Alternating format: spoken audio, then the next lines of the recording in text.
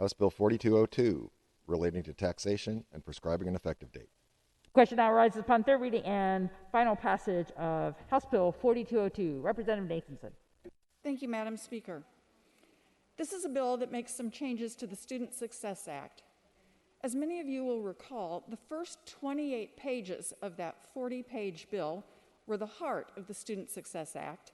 It was a historic investment in pre-K-12 education after more than 30 years of disinvestment. The last 10 pages of the bill were about the tax to fund it. And as a quick refresher, the tax is a very broad-based business tax at a very low rate, spread thinly over business activity in Oregon. In that way, we add a number of businesses who have benefited from selling into Oregon with the advantage of selling to Oregon's consumers and businesses that use the infrastructure and court system without contributing to support them. And to compensate for any potential impact on Oregonians as consumers, we included in that act an income tax rate reduction for all but the top tier of taxpayers. So this is a new tax to Oregon, and there's nothing exactly like it anywhere else in the U.S. Over several months, we heard from business community about various issues they believe should be fixed to implement the tax. This bill includes a number of changes requested by the business community and a few others that were identified by the Department of Revenue to ensure fair implementation of the tax. Some of the changes are very small and frankly pretty boring unless you're an attorney or a tax accountant who thrives on that detail. But some are significant and important to the business community to keep the tax fair and as we originally intended it, or just simply to make it workable. So I'll list just a few highlights. Clarifying that businesses register once with the Department of Revenue, not every year. Making it easier for businesses that use a fiscal year, not the calendar year, as was required for reporting. Or businesses that don't use the federal reporting forms the same way that typical manufacturing or service businesses use the form, for example, in the agriculture sector. And another for agriculture, acknowledging that bulk commodities may be commingled, so allowing use of industry commodity average to calculate the percent sold in-state versus out-of-state. There's a section helping businesses deal with situations when they are part of a unitary group that includes foreign businesses with no sales in Oregon, and another that was very important to some businesses, apportionment. This bill provides options to taxpayers when calculating their subtraction. There are also a few changes that are beyond strictly technical, but which I believe are consistent with the intent of the 2019 legislation. The exemptions were added for nonprofit manufactured home park co-ops, dairy farmers, an exemption for the 6 dairy farms that weren't covered by an exemption for farmers selling to a co-op, and crop insurance payments, like when a hailstorm ruins the crop. For now, we are not doing any more exemptions or changes. This is the first year of a brand new tax. We're letting it settle in for a year and see how the business community adapts to it before considering changes that would reduce revenue. So that's a quick summary. Thank you, Madam Speaker. Thank you, Representative. Further discussion on House Bill 4202. Representative Helt. Am I on? Okay. Thank you, Madam Speaker. To the bill? To the bill. I wanted to address the comment that the carrier brought forward that said businesses, we're going to see how businesses adapt to this tax over the coming year. Businesses have been hit extremely hard over this past few months through the COVID crisis. We have had, at the high water mark, over 450 people on unemployment, over 70,000 of them not receiving benefits. And this bill was crafted last session, I believe. It is important that we acknowledge the new circumstances and the new normal that we are living in our business world.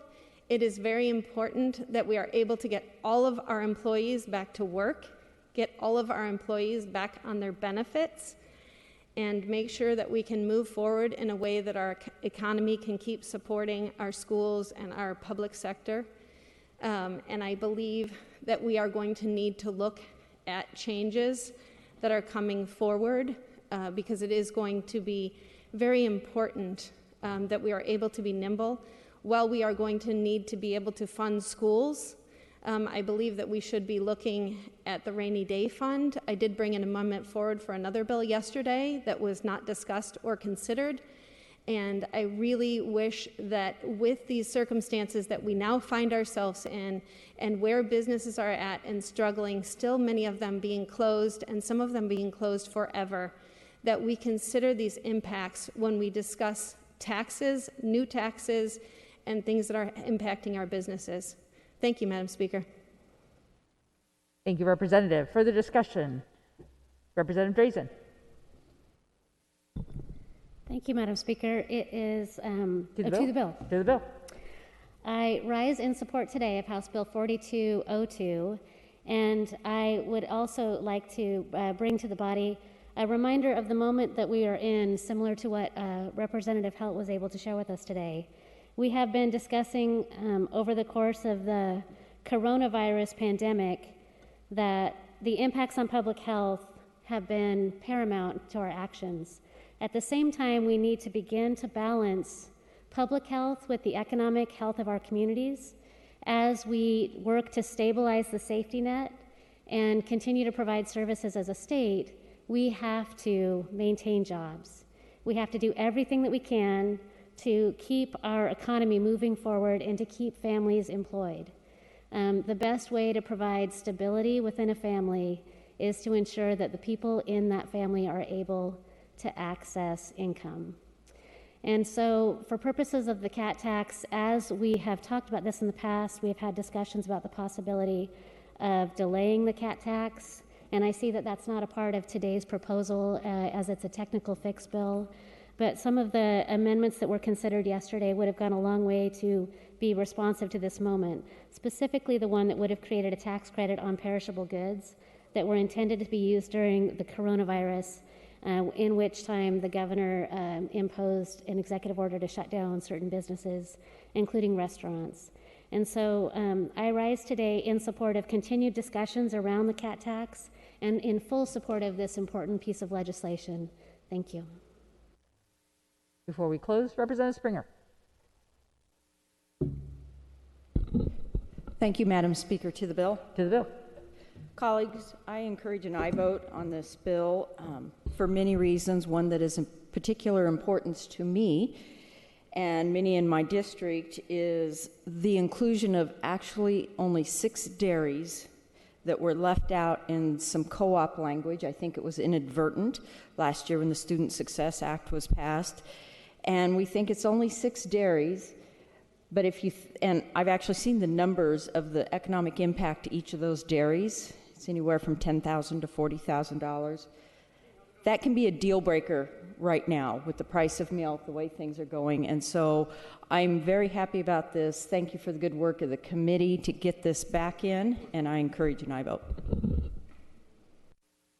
Thank you, Representative. You know other people in the queue. Representative Nathanson, would you like to close?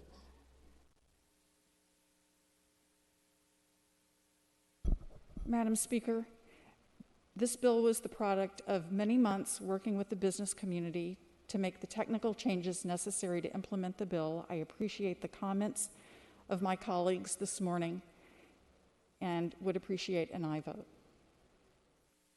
Thank you, Representative.